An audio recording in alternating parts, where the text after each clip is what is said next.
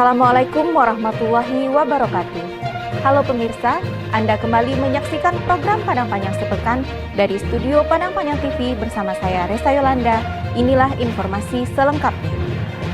Sekaitan dengan keluarnya daftar pemilih tambahan pemilih 2024 di Kota Padang Panjang, lebih kurang 400 orang, Komisi Pemilihan Umum gelar rapat koordinasi penyusunan DPTB Pemilu 2024 di Aula Nova Indra KPU Kota Padang Panjang, Kamis 11 Januari.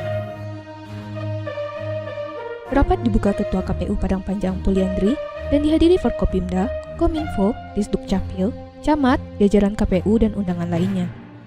Dijelaskan Puliandri, DPTB ini adalah pemilih yang terdaftar dalam DPT atau daftar pemilih tetap di suatu TPS. Namun, karena keadaan tertentu, pemilih tersebut tidak dapat menggunakan haknya untuk memilih di TPS di mana yang bersangkutan terdaftar dan akan memberikan hak suara di TPS lain. Selain itu, untuk yang masuk dalam DPTB ini, ada syarat yang harus dipenuhi. Pertama, terhitung H-30 tepatnya 15 Januari mendatang, bagi pemilih yang bertugas di tempat lain, menjalani rawat inap atau yang mendampingi, tertimpa bencana, menjadi tahanan rutan, penyandang disabilitas yang dirawat, menjalani rehabilitas narkoba, bekerja di luar domisili, menjalani tugas belajar, serta pindah domisili. Sementara itu, sampai H-7, tepatnya 7 Februari mendatang, syarat bagi pemilih, yaitu bertugas di tempat lain, menjalani rawat inap, tertimpa bencana, dan menjadi tahanan rutan. Khusus untuk pemilih yang terdaftar di DPTB ini tidak semuanya bebas memilih. Ada beberapa kategori, seperti bagi mereka pindah memilih ke kabupaten atau kota lain di luar provinsi, hanya mendapatkan surat suara pemilihan presiden dan wakil presiden saja. 4 surat suara lain tidak didapat. Pindah memilih ke kabupaten atau kota lain dalam satu provinsi dan berada dalam satu daerah pemilihan atau dapil, Dewan Perwakilan Rakyat atau DPR, hanya mendapatkan 3 surat suara yaitu PPWP, DPR, dan DPD. Bagi yang pindah memilih ke kecamatan atau kabupaten kota lain dalam satu provinsi dan berada dalam satu dapil Dewan Perwakilan Rakyat Daerah atau DPRD provinsi, hanya tidak mendapatkan surat suara DPRD kabupaten kota saja. Sementara, pindah memilih ke desa atau kelurahan atau kecamatan lain dalam satu kabupaten kota, hanya tidak dapat surat suara DPRD kabupaten kota. Yang pindah memilih ke desa atau kelurahan atau kecamatan lain di dalam kabupaten kota dan berada dalam satu dapil DPRD kabupaten kota mendapatkan semua surat suara. Bagi pindah memilih dalam negeri ke luar negeri di negara perwakilan Republik Indonesia, hanya mendapatkan 2 surat suara PPWP dan DPR. Sedangkan bagi yang pindah dari luar negeri ke dalam negeri, mendapatkan surat suara PPWP dan 4 surat suara lain, tinggal cek KTP sesuai dapil. Yuli Guslinda, Padang Panjang Sepekan. Dengan dibantu 1 unit alat berat jenis ekskavator dari Dinas Perkim LH, warga RT 14 Kelurahan Silaing Bawah laksanakan gotong royong pembersihan lahan untuk pembangunan musola Minggu 14 Januari. Ketua Pembangunan Musola Nuzuar Datuk Panjang kepada Kominfo menyebutkan, pembangunan tersebut sejatinya sudah lama diimpikan warga setempat. Baru bisa terrealisasi tahun ini setelah mendapat wakaf tanah dari salah seorang perantau.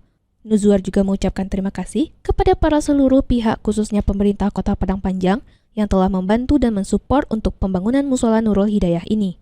Insya Allah selesai tanah ini didatarkan, tambahnya akan dibuat gambar bangunan dan dilakukan peletakan batu pertama oleh PJ Wako. Sementara itu, PJ Wali Kota Soni Budaya Putra yang hadir pada kesempatan tersebut memberikan apresiasi atas kekompakan warga RT 14 yang melakukan goro. Turut hadir pada kegiatan tersebut, Kadis Perkim LH Alvisena beserta para warga sekitar. Lokasi pembangunan musola Nurul Hidayah, namanya tanah daripada musola itu adalah wakaf dari salah seorang Ibu Rosi. Ibu Rosi itu kebetulan beliau tinggal di Bogor. Ibu Rosi itu adalah anak daripada Pak Mas yang berada di bawah. Rifki Mahendra dan juru kamera Hartono, Padang Panjang Sepekan. Merajut tali persaudaraan dan silaturahmi antar komunitas, Max Bikers se-Sumatera Barat gelar anniversary keempat di Padang Panjang Minggu 14 Januari yang dilaksanakan selama 2 hari di Mifan Waterpark. Dari kegiatan anniversary yang keempat Max Bikers Sumatera Barat merupakan sebuah kehormatan bagi kami Padang Panjang dikunjungi oleh saudara-saudara Sumatera Barat dan juga dari Sumatera Utara tempat-tempat tersebut. Kegiatan yang diikuti MacBikers se-Provinsi Sumatera Barat, Kota Padang Sidempuan, Provinsi Sumatera Utara, dan undangan terkait lainnya ini dibuka PJ Wali Kota Padang Panjang Sony Budaya Putra. Dalam sambutannya, Sony mengucapkan apresiasi kepada Mac Sumber yang telah melangsungkan kegiatan ini. Selain mempererat silaturahmi, ini juga memperkenalkan Padang Panjang ke masyarakat luas. Ditambahkan Sony, dengan adanya kegiatan seperti ini di Padang Panjang, tentunya akan membuat kita ini lebih banyak dikunjungi masyarakat luar. Ia juga berharap komunitas ini mampu menjadi pelopor dalam keselamatan berlalu lintas serta dapat memberikan contoh yang baik bagi pengendara lainnya. Salah satunya, menaati peraturan lalu lintas dan selalu melengkapi surat kendaraan saat bepergian. Ketua Panitia Afrinaldi juga mengucapkan terima kasih kepada pemerintah kota yang sudah mendukung MacBikers Sesumbar selama berkegiatan di Padang Panjang. Rifki Mahendra dan juru kamera Sauki Murtodo, Padang Panjang sepekan. Bawaslu dan KPU Kota Padang Panjang tertibkan alat peraga kampanye yang terpasang di sepanjang zona larangan KPU, Senin 15 Januari. Penertiban tersebut dilakukan bersama TNI Polri, Satpol PP Damkar, Dishub, BPKD, PPK, PPS, dan Pawascam. Tim penertiban dibagi 4 tim. 2 tim diturunkan di kawasan Kecamatan Padang Panjang Barat, dan 2 tim di kawasan Kecamatan Padang Panjang Timur. Ketua Bawaslu Padang Panjang Hidayatul Fajri menyampaikan, setiap APK yang tidak sesuai dengan aturan yang dibolehkan KPU dibongkar dan ditertibkan. Ditambahkan Fajri, dalam penertiban hanya ditemukan baliho yang melanggar pemasangan. Tidak ada baliho melanggar materi, seperti baliho yang isinya ada kata-kata negatif dan lainnya. Ia menjelaskan, ini baru tahapan pertama yang dilakukan untuk penertiban APK. Nanti akan ada lagi tahapan kedua dan tahapan ketiga pada saat masa Minggu Tenang. Sementara itu, Kasat Satpol PP Damkar Beni menyampaikan, pihaknya sudah menugaskan tim untuk menertibkan APK sebanyak 32 orang. Mereka disebar ke seluruh wilayah Kota Padang Panjang. Beni berharap ke depan semua APK yang ada di Padang Panjang dipasang sesuai dengan aturan yang telah ditetapkan. Yuli Guslinda dan juru kamera Fauzan Aulia Rahman, Padang Panjang sepekan. Menyusul pergantian Kapolres dan Ketua Pengadilan Negeri Padang Panjang, pemerintah kota gelar pisah sambut dan sekaligus perkenalan. Acara digelar di Pendopo Rumah Dinas Wali Kota Senin 15 Januari. Karena mungkin menghemat waktu atau juga karena sudah banyak sambutan.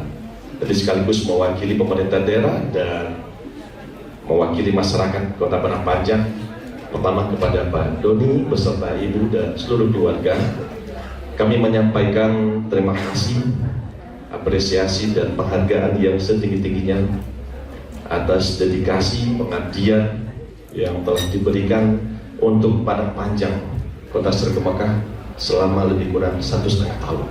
AKBP Kartiana Widiarso Wardoyo Putro menjabat sebagai Kapolres Padang Panjang, menggantikan AKBP Doni Bramanto yang dipercaya menjabat sebagai Irbid Itswada Polda Sumbar. Sementara Agung Wicaksono menjadi Ketua PN, menggantikan Lili Evelyn yang kini menjabat sebagai Hakim di PN Samarinda, Kalimantan Timur. PJ Wali Kota Sony Budaya Putra mengucapkan, selamat datang dan selamat bertugas di Kota Padang Panjang kepada Kartiana dan Agung. Lebih lanjut, Sony juga mengucapkan apresiasi kepada Doni Bramanto yang sudah memberikan efek positif kepada Padang Panjang dan masyarakat selama menjabat. Di kesempatan yang sama, Doni juga mengucapkan terima kasih kepada Wali Kota, pimpinan DPRD, Forkopimda, dan stakeholder lainnya yang sudah memberi dukungan penuh dan berkomunikasi dengan baik selama masa tugasnya di Polres Padang Panjang. Sementara itu, Kartiana yang kini menjabat sebagai Kapolres baru menyampaikan, dirinya akan berkontribusi untuk Padang Panjang dan bersinergi dengan pemerintah maupun stakeholder terkait demi memberikan kenyamanan dan rasa aman bagi masyarakat. Turut menambahkan, Agung Wicaksono yang dulunya menjabat sebagai Wakil Ketua PN ini mengatakan, dirinya memohon dukungan dari pihak terkait untuk menjalankan tugas dan fungsi sebagai Ketua PN di Padang Panjang. Kegiatan dilanjutkan dengan penyerahan penghargaan dari Pemko dan pemberian kenang-kenangan dari Wali Kota, DPRD, dan Forkopimda kepada Doni Bramanto. Acara dihadiri Dandim 0307TD, Letkol Z. Sutrisno, Ketua DPRD Mardiansyah, PJ Sekda Kewinarno, unsur Forkopimda, PJ Ketua TPPKK Sri Hindayani, Pimpinan Bank BUMD BUMN, KAN, OPD, Ninik Mama, tokoh masyarakat, dan unsur organisasi lainnya di Padang Panjang. Rifki Mahendra dan juru kamera Fauzan Aulia Rahman, Padang Panjang sepekan.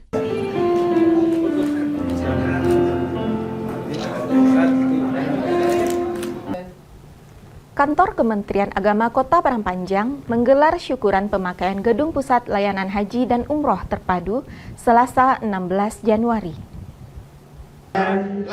Bersiap-siap, nanti gunting akan diselengkan, ada 2 gunting.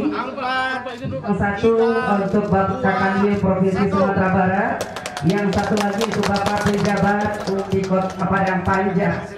Pemakaian gedung baru ini ditandai pengguntingan pita oleh Kepala Kantor Wilayah atau Kakanwil Kementerian Agama Sumatera Barat, Mahyudin bersama PJ Wali Kota Sony Budaya Putra. Turut hadir pada acara yang dirangkai dengan Hari Amal Bakti atau HAP Kemenak ke-78 itu, Ketua DPRD Mardiansyah, Kapolres AKBP Kartiana Widiarso Wardoyo Putro, unsur Forkopimda, dan undangan lainnya. Keberadaan PLHUT bertujuan guna optimalisasi layanan haji dan umroh bagi masyarakat. Gedung yang berada dalam komplek kantor Kemenak ini merupakan salah satu gedung PLHUT tipe A1 dengan luas 150 meter persegi. Dibangun melalui program Surat Berharga Syariah Negara atau SBSN 2023 dengan anggaran 2 miliar rupiah. Mahyudin mengapresiasi jajaran kantor Kemenak Kota Padang Panjang yang berhasil membangun gedung PLHUT. Dikatakannya, ada 2 titik fokus layanan Kemenak saat ini, yaitu layanan kantor urusan agama atau KUA kecamatan disertai keberadaan kantornya yang representatif. Lalu, layanan haji dan umroh melalui PLHUT. PLHUT memberikan layanan satu atap. Seperti pembayaran setoran haji, tidak perlu lagi pergi ke bank karena sudah ada loket pembayaran dari pihak bank di sana. Di samping itu, dirinya mengapresiasi kolaborasi dan sinergi yang dibangun kantor Kemenak bersama Pemko, DPRD, dan instansi lainnya. Sementara, PJ Wakosoni mengatakan, kehadiran PLHUT merupakan investasi baru yang memiliki arti penting dan sejarah bagi Kota Padang Panjang. Ini sekaligus menunjukkan pembangunan di Padang Panjang berjalan dengan baik. Menurutnya, Kemenak memberi warna bagi kota Serambi Mekah ini. Sementara itu, Kakan Kemenak Kota Padang Panjang Alizar menyampaikan rasa syukur. PLHUT merupakan impian yang menjadi kenyataan, terlaksana melalui program Surat Berharga Syariah Negara atau SBSN 2023. Syukuran PLHUT pada HAP ini, sebut Alizar, bermakna spesial. Dirinya mengucapkan terima kasih atas dukungan Pemko, DPRD, Kejaksaan, dan instansi lainnya. Pada kegiatan yang sama, Kantor Kemenak turut menyerahkan piagam penghargaan kepada PJ Wakosoni, Ketua DPRD Mardiansyah, dan sejumlah instansi terkait. Penghargaan yang diserahkan Mahyudin ini diberikan atas perhatian dan kerjasama para tokoh dan instansi tersebut dalam menyukseskan program Kemenak. Haris Yuyata dan juru kamera Jimmy Oktaviandi, Padang Panjang sepekan. Informasi tadi sekaligus mengakhiri Padang Panjang Sepekan edisi minggu ini. Terus saksikan Padang Panjang Sepekan di channel YouTube Padang Panjang TV. Mewakili seluruh kru yang bertugas, saya Resa Yolanda, pamit undur diri.